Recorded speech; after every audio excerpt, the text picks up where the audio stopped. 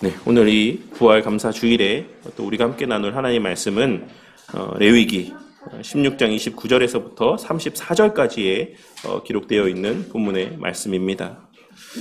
오늘로써 이제 이 레위기 전체 16장의 말씀을 우리가 다 살펴보게 됩니다. 우리는 이 말씀을 살펴보며 언제나 그 시작과 끝에 어떤 말씀들이 기록되어 있는가라고 하는 것을 좀 주목해 볼 필요가 있습니다.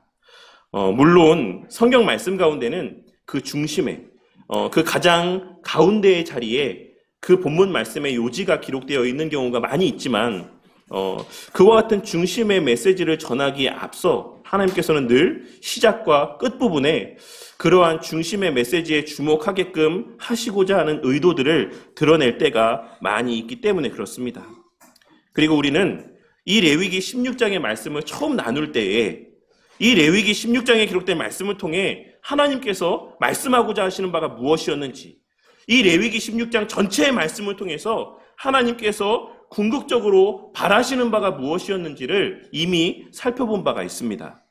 그리고 그러한 과정 가운데 우리는 이 레위기 16장에 기록된 대속죄일과 관계된 명령의 말씀의 궁극의 목적이라고 하는 것이 바로 하나님 앞에 잘 나아오게 하시기 위함이었고 하나님과의 온전한 관계 가운데 거하게 하시기 위함이었다라고 하는 사실을 우리는 확인할 수가 있었습니다. 그리고 우리 예고모 시간에도 함께 말씀을 나누었지만 이 레위기 16장의 말씀이 궁극적으로 가리키는 바가 우리 주 예수 그리스도를 의미하는 것이기 때문에 결국 예수님의 성육신과 십자가에서의 죽으심과 부활하심의 그 궁극의 지향점이라고 하는 것은 다른 그 무엇이 아닌 당신의 백성들로 하여금 하나님 앞에 잘 나아오게 하시기 위한 목적에서의 행위들이었다라고 하는 것, 베푸신 은혜들이었다라고 하는 사실을 우리는 이 레위기 16장에 기록된 말씀을 통해서도 다시 한번 확인할 수가 있는 것입니다. 우리는 오늘 말씀의 내용을 통해 바로 그 사실을 발견해낼 수 있어야지만 될 것이고 그러한 내용을 기억함 가운데 오늘 말씀의 의미를 살필 수 있어야지만 될 것입니다. 오늘은 이 땅의 거의 대부분의 교회들이 부활절 혹은 부활 감사 주일로 지키는 날입니다. 오늘 이 시간 하나님께서 오늘 말씀의 내용을 통해 안식일 중에 안식일이다 라고 말씀하시는 이 대속죄일과 관계된 규례의 말씀을 끝맺음하시며 이스라엘 백성들에게 들려주시는 이 말씀의 내용을 통하여서 그러한 은혜가 허락된 이들에게 이제 요구되어지는 바가 무엇인지를 깨닫게 되므로 이 대속죄일의 은혜를 받아 누렸던 그 이스라엘 백성들에게 하나님께서는 무엇을 요구하고 있으신지 어떠한 삶을 요구하고 있으신지를 깨닫게 되므로 신약의 안식일이라고 할 수 있는 이 주일 예배의 시간 가운데 주님의 부활하심으로 말미암아 확증된 풍성한 은혜들을 이 주일 예배의 시간들마다 늘 누리고 만끽하며 살아가는 우리 바른교회 공동체가 되기를 바랍니다. 오늘 우리가 함께 나눌 이 본문 말씀의 바로 앞절까지는 거의 대부분 대제사장과 제사장들이 감당해야 될 일들에 대한 내용들이 언급이 되어져 있습니다. 그리고 그러한 말씀의 내용에 이어지는 오늘 본문 말씀 가운데에는 이제 그 대속죄일 가운데 이스라엘 백성들에게 요구되어지는 것이 무엇인지에 대한 말씀의 내용들이 언급되고 있습니다. 하나님께서는 이스라엘 백성들을 향한 말씀을 시작하시면서 먼저 이 규례를 영원히 지킬 것에 대하여서 말씀을 하고 있으십니다. 그리고 이 성경 말씀을 함께 봉독하면서 성도님들도 느끼셨겠지만 오늘 이 본문의 말씀은 수미쌍관의 구조로 되어 있기 때문에 그러니까 처음 서두와 마지막의 부분이 대칭되게 기록이 되어져 있기 때문에 이 규례의 영원성에 대하여서는 오늘 본문의 마지막 절인 34절 말씀에서도 동일하게 반복되고 있는 것을 확인할 수가 있는 것입니다. 그리고 그와 같은 수미쌍관의 구조 가운데 그러니까 앞뒤가 대칭되는 구조 가운데 그 중심에 30절의 말씀이 자리하고 있는데 하나님께서는 이 30절에 기록된 이 날에 너희를 위하여 속죄하여 너희를 정결하게 하리니 너희의 모든 죄에서 너희가 여호와 앞에 정결하리라 라고 하는 말씀을 들려주고 있으신 것입니다. 그리고 이를 통해 우리가 알 수 있는 것은 이 레위기 16장의 말씀을 통해 하나님께서 말씀하고 있으신 핵심은 우리를 정결하게 하심으로 하나님 앞에 마음껏 나오게 하시기 위함인데, 그 목적은 바로 당신의 백성들과 온전한 교제를 나누시기 위함인 것이고, 하나님께서는 그 교제를 영원히 나누기를 원하시기 때문에 오늘 말씀에서와 같이 이 규례를 영원히 지킬 것에 대하여서 말씀하고 있으신 것이라고 할 수 있는 것입니다. 물론 그렇다라고 해서 오늘날을 살아가는 우리도 오늘 말씀에서 하나님께서 이스라엘 백성들에게 요구하고 있으신 바와 같이 이 대속죄를 이 모습 그대로 지켜야 된다는 것을 말씀드리는 것은 아닙니다. 왜냐하면 우리 성도님들도 잘 알고 있으신 것처럼 이 대속죄일의 제사는 우리 주 예수 그리스도를 통하여서 드려질 단 한 번의 온전하고도 완전한 제사인 십자가 대속의 사건을 예표하고 있는 것이기 때문에 그렇습니다. 그러니 엄밀히 말하자면 오늘 말씀에서의 이 규례를 영원히 지켜라라고 말씀하시고 있으신 이 말씀의 엄밀한 의미다라고 하는 것은 바로 예수님의 초림 때까지를 말씀하고 있으신 것이다라고 할 수가 있는 것입니다. 하지만 우리가 계속하여서 이 말씀을 살펴보고 나누고 있는 바와 같이 이 규례 가운데에는 우리 예수님을 통해 성취될 십자가 대속의 사역의 의미에 대한 가르침들이 풍성하게 담겨 있습니다. 그렇기에 우리는 오늘 말씀에서 하나님께서 요구하고 있으신 바 가운데서도 성취되고 완성되고 폐지된 것은 무엇이며 또한 오늘날에도 여전히 유효한 것은 무엇인지를 잘 분별해낼 수 있어야지만 되는 것입니다. 하나님께서는 이스라엘 백성들을 향해 이 규례가 너희의 영원히 지킬 규례라고 하는 사실을 말씀하신 이후에 대속죄를 지켜야지만 될 시기에 대해서 말씀하시며 이 대속죄를 어떻게 지켜야 되는지 어떠한 마음으로 지켜야지만 되는지에 대하여서 말씀하여 주고 있으십니다. 먼저 하나님께서는 7월 10일을 대속죄일로 지킬 것을 말씀하고 있으신데 이는 우리에게 익숙한 태양력에 근거한 시기가 아닌 이스라엘 백성들의 종교력에 따른 7월 10일을 의미하는 표현입니다. 그러니 이는 오늘날 우리가 사용하는 달력으로 치자면 9월이나 한 10월 정도에 해당되는 때라고 할 수가 있는 것입니다. 그리고 이에 대해서 학자들은 이스라엘 백성들에게 있어서 7과 10이라고 하는 숫자가 의미하는 바가 이 대속죄를 지키라고 말씀하신 시기 가운데 담겨져 있다라고 이야기를 합니다. 즉 그 시기에 있어서의 완전함을 의미하는 7과 또 다른 의미에서의 완전함을 의미하는 수인 10이 결합된 날로서 하나님께서는 이러한 시기 7월 10일이라고 하는 이 날짜를 통하여서도 때가 되어 이 땅에 임하실 예수 그리스도를 나타내 보여주신 것이다라고 할 수가 있는 것입니다. 그리고 그 7월 10일을 대속죄일로 지키며 이스라엘 백성들은 자신 스스로를 괴롭게 할 것에 대해서 말씀하고 있으십니다. 그렇다라고 한다면 오늘 말씀에서 하나님께서 말씀하고 있으신 자신 스스로를 괴롭게 하라는 이 말씀이 의미하는 바는 무엇이겠습니까? 우리는 이 말씀에서 언급된 괴롭게 하라는 말씀의 의미를 이사야 58장에 기록된 말씀을 통해 확인할 수가 있는데 이사야 58장 3절과 5절에는 다음과 같은 말씀이 기록이 되어 있습니다. 우리가 금식하되 어찌하여 주께서 보지 아니하시오며 우리가 마음을 괴롭게 하되 어찌하여 주께서 알아주지 아니하시나이까. 보라, 너희가 금식하는 날에 오락을 구하며 온갖 일을 시키는도다. 이것이 어찌 내가 기뻐하는 금식이 되겠으며 이것이 어찌 사람이 자기의 마음을 괴롭게 하는 날이 되겠느냐. 그의 머리를 갈대같이 숙이고 굵은 배와 재를 펴는 것을 어찌 금식이라 하겠으며 여호와께 연락될 날이라 하겠느냐.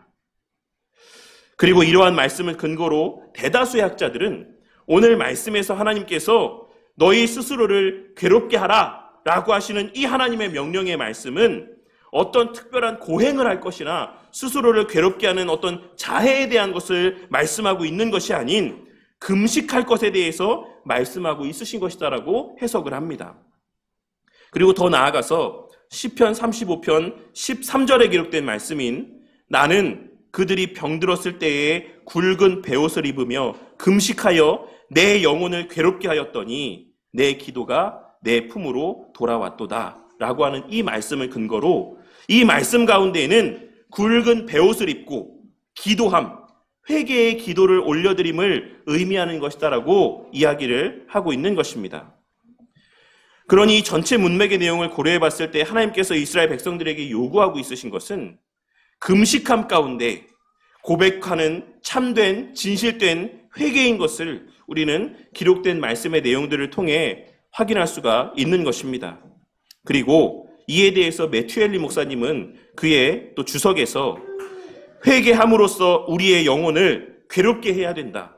잠시 우리의 육체의 활락을 끊을 뿐 아니라 마음속으로도 우리의 죄 때문에 애통하며 자기 부정과 극기의 삶을 살아야 하는 것이다. 우리도 역시 죄를 참회하는 고백을 해야 된다라고 말씀하고 있습니다.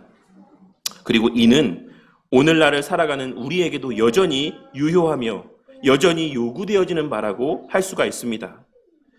칼빈 선생님은 기독교 강요 4권 12장에서 금식에 대해서 이야기를 하면서 우리가 금식을 해서 안 될 이유가 없으니 그리스도께서도 금식하지 않은 제자들을 위해서 변호하실 때 금식이 폐지되었다라고 말씀하지 않으셨고 재앙이 올 때 금식하라고 하심으로 금식과 애통함을 연결시키셨다라고 이야기하고 있습니다. 하지만 이후 금식의 의미에 대해서 좀 더 상세하게 설명을 하고 있는데 우리는 일반적으로 금식에 대해서 생각할 때 아무 음식도 먹지 않는 것, 이것만을 금식이라고 생각하는 경우가 있지만 칼빈 선생님은 기독교 강요에서 금식에는 3가지의 종류가 있다라고 말씀을 하고 있습니다. 첫째는 우리가 익히 알고 있는 바와 같이 아무런 음식을 섭취하지 않는 것, 그런 모습에서의 금식을 의미하는 것으로서 어떤 급박하고 엄중한 상황 가운데 집중적으로 음식 섭취를 절제하고 억제하는 금식이 있다라고 이야기합니다. 그리고 또 하나의 다른 금식이 있는데 그것은 모양면에서는 똑같이 음식을 섭취하지 않는 금식을 의미하는 것이고 대신 이것은 일정한 기간을 정해서 그 기간 동안 음식의 섭취를 절제하는 금식이 있다라고도 이야기를 하고 있습니다. 그러니까 예를 들자면 사실 우리가 장려하는 모습은 아니지만 예를 들자면 사순절과 같이 어떤 특별한 기간들을 정해서 그 기간 동안 어떤 음식을 절제하는 것, 혹은 우리가 정사기념 예배를 드렸던 성금요일과 같은 어떤 그런 날, 한 날을 정해서 온 교회가 함께 금식하는 것, 이러한 것들을 의미하는 그런 맥락에서의 금식이 있을 수 있다라고 말씀하고 있는 것입니다. 그리고 마지막 셋째로는 음식을 아예 섭취하지 않는 것이 아닌 평소보다 검소하고 절제하는 모습을 나타내 보이는 것 또한 성경이 말하고 있는 금식의 또 다른 모습이다라고 이야기를 하고 있습니다. 그리고 이에 대해서 부가적으로 설명을 하면서 음식을 먹되 소박한 보통의 것으로 만족하며 식사를 하고 양 또한 보통 때보다 적고 가볍게 섭취하므로 음식 자체로 인한 만족함을 추구하지 않고 활동하기 위한 에너지를 충당하기 위한 목적에서의 음식을 섭취하는 것, 이것을 성경은 또한 금식하는 것이다라고 이야기를 하기도 한다라고 설명하고 있는 것입니다.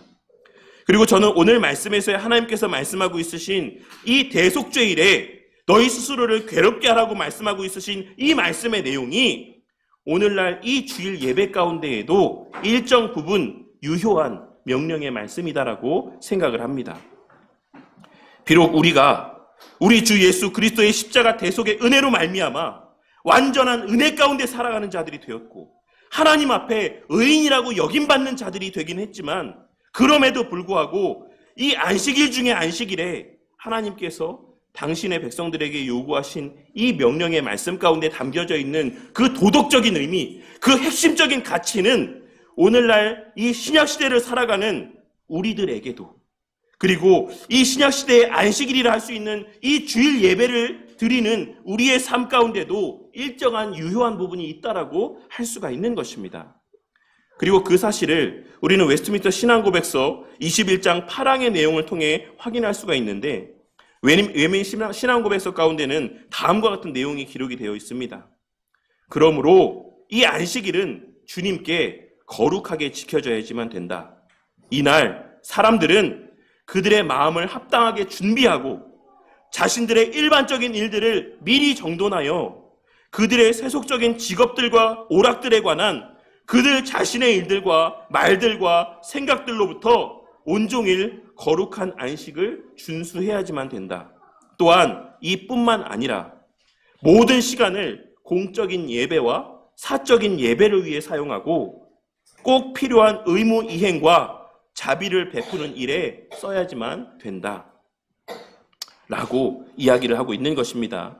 그리고 이와 관계된 대의문답 117문답에서는 다음과 같은 내용을 언급하고 있습니다. 어떻게 안식일 또는 주일을 거룩하게 지킬 수 있습니까? 안식일 또는 주일을 거룩하게 하는 것은 그날 종일을 거룩하게 쉼으로 할 것인데 언제든지 죄악된 일들을 그칠 뿐 아니라 다른 날에 정당한 세상 일이나 오락까지도 그칠 것이요 부득이한 일과 자비를 베푸는 일을 제외하고는 온 시간을 공적으로나 사적으로 예배하는 일들 가운데 사용함으로써 그 날이 우리의 즐거움이 되도록 하여야 할 것이며 그 목적을 위해 세상 일을 미리미리 부지런히 그리고 절제 있게 조절하여 적절하게 처리함으로써 우리의 마음을 준비하여 그 날의 의무들을 보다 자유롭고 적합하게 행할 수 있어야지만 될 것입니다. 라고 이야기하고 있습니다. 저는 이러한 신앙고백서와 대요리문답의 내용이 오늘 말씀에서의 스스로를 괴롭게 하라고 하시는 하나님의 말씀의 의미와도 연결되어지는 접점의 부분들이 있다라고 생각을 합니다.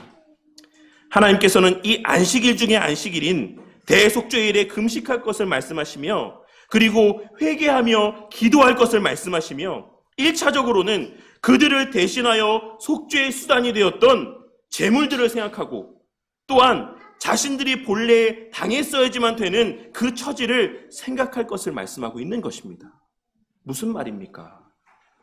이 속죄일 가운데 너희들이 저 처지 가운데 있어야지만 되었다.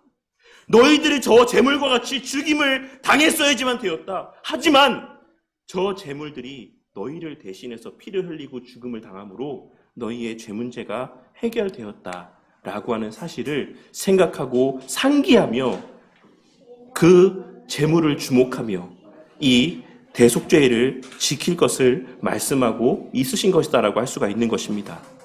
그러니 평소에 먹는 음식보다 덜 먹고 금식하며 그와 같은 재물을 바라보며 이 대속죄를 지킬 것을 하나님께서 말씀하고 있으시다라는 것입니다.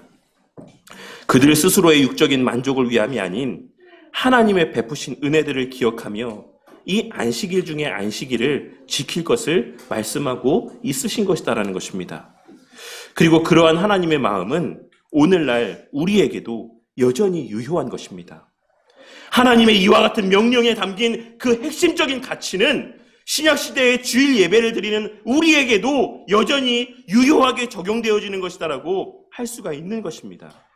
그렇게 우리는 오늘 말씀에서 이와 같은 하나님의 명령의 말씀을 통해 이 주일 예배 가운데 우리가 기억해야 되는 것이 무엇인지, 이 주일 예배 가운데 우리가 집중해야 되는 것이 무엇인지를 우리는 발견하고 깨달을 수 있어야지만 된다는 것입니다. 우리는 이 주일 예배의 자리에서 우리를 대신하여 대속의 제물이 되어주신 우리 주 예수 그리스도를 바라볼 수 있어야지만 됩니다. 그리고 그 예수 그리스도를 통하여서 우리에게 베푸신 그 하나님의 은혜와 우리가 본래 있어야지만 되었을 그 자리를 떠올릴 수 있어야지만 된다는 것입니다. 그렇기에 우리는 이 성찬의 예식 가운데 그 사실을 상기하는 것이다라고 할 수가 있는 것입니다. 예전에 이 성찬 가운데서 우리가 바라볼 수 있는 것이 무엇이라고 말씀을 드렸습니까? 이 성찬은 예수님의 우리를 위하여 찢기신 살과 흘리신 피를 우리 가운데 목도하게 해주는 은혜의 방편입니다.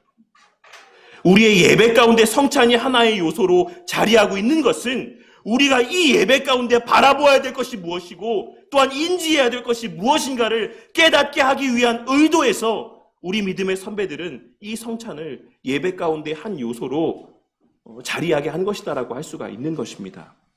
우리는 이 예배의 자리에서 우리를 대신하여 십자가에 달리신 우리 주 예수 그리스도를 바라보게 될 뿐만 아니라 본래 그 자리에 매달려 있어야지만 되었을 우리 자신의 존재를 깨닫게 되는 은혜가 있어야지만 된다라는 것입니다. 그렇기에 이 주일에 우리의 주된 관심사는 우리의 육적인 만족이 되어서는 안 됩니다. 우리의 드려지는 이 주일 예배의 그 중심이 우리에게 있어서는 안 됩니다. 그 예배가 나에게 은혜가 되었냐? 그 설교가 나에게 은혜가 되었냐? 이 예배가 나에게 만족을 주었냐? 이것이 그 예배의 가치를 판단하는 기준이 되어서는 안 된다라는 것입니다. 우리가 이 예배 가운데 기억해야 되는 것은 우리가 이 자리에 앉아있을 수 없었던 자들이라고 하는 사실에 대한 깨달음이 우리의 마음 가운데 있어야지만 되는 것이고, 우리로 하여금 이 자리에 앉아있게 하시기 위해 주께서 행하신 일이 무엇인가를 우리는 깨달을 수 있어야지만 되는 것입니다. 그리고 그와 같이 우리 주 예수 그리스도만을 주목하게 되기를 위하여서, 오직 그 예수님께만 집중할 수 있게 되기를 위하여서 우리는 이 예배 가운데 그 예수님께 집중하는 것에 있어 방해가 되는 그 모든 것을 다 스스로 절제할 수 있어야지만 되는 것입니다. 그리고 그것이 바로 오늘 말씀에서의 하나님께서 말씀하고 있으신 이 대속죄일에 스스로를 괴롭게 할 것이니라라고 하시는 이 말씀 가운데서 우리 가운데 요구하고 있으신 모습이라고 할 수가 있는 것입니다. 오늘은 부활 감사주일입니다. 예수님의 부활을 기념하고 감사하는 이 부활 감사주일에 왜 제가 주일 예배에 대해서 그리고 금식에 대해서 말씀하고 있는 것이다라고 생각하십니까? 그것은 우리의 주일 예배 자체가 바로 예수님의 부활을 기념하는 것이기 때문에 그렇습니다. 우리의 매 주일 드리는 이 주일 예배의 자리 가운데 예수님의 부활에 대한 감사와 그것을 기념하는 의미가 담겨있기 때문에 그렇습니다. 복음서와 사도행전에 기록된 말씀의 내용들을 통해서 우리는 초대교회 때 사도들이 과거 그들의 조상들과는 달리 오늘날 우리가 주일이라고 부르는 이 일요일에 모여서 함께 예배를 드렸다라고 하는 사실을 확인할 수가 있습니다. 그리고 그들이 그와 같이 주일에 모여서 예배를 드린 것은 그 날이 예수님의 부활하신 날이었기 때문이고, 사도들은 그 부활을 기념하며 주일을 신약시대의 새로운 안식일로 여겼던 것이다라고 할 수가 있는 것입니다. 그리고 우리가 신뢰하는 외민 신앙고백서 21장 7항에서도 그와 같은 사실을 분명하게 언급하고 있는데, 그 부분의 내용만을 제가 읽어드리도록 하겠습니다. 일반적으로 하나님을 예배하기 위해서 적절한 분량의 시간을 구별하는 것은 자연의 법칙이다. 그러니 일주일 중에 하루를 구별해서 예배를 드리는 것은 자연의 법칙이다라고 말씀하고 있는 것입니다. 그렇기 때문에 하나님은 그분의 말씀을 통해 모든 시대의 모든 사람들에게 적극적이고 도덕적이며 영속적인 계명으로 7일 중에 하루를 안식일로 특별히 지정하시고 하나님께 거룩하게 예배드리며 그 날을 지키도록 하셨다. 이 날은 세상의 시초로부터 그리스도의 부활 때까지는 주간의 마지막 날이었다라고 한다면, 그리스도의 부활 이후부터는 한 주간의 첫날로 바뀌었다. 성경에서 이 날은 주의 날이라고 불려지며 이 날은 세상의 끝날까지 그리스도인의 안식일로 계속되어야 한다. 오늘 이 부활 감사 주일에 수많은 교회들은 여러 화려한 행사들로 저마다 주님의 부활을 기념하고 또한 감사의 마음들을 표현합니다. 하지만 우리는 오늘 말씀을 통하여서 우리가 주님의 부활에 대해서 진정으로 기뻐하고 감사하는 것은 그 부활하심으로 말미암아 이제 우리에게 새롭게 제정된 이 신약의 안식일인 주일을 하나님의 뜻에 합당하게 온전히 지키고 선용함을 통해서 표현하고 증거할 수 있는 것임을 깨닫게 되는 은혜가 있으시기를 바랍니다.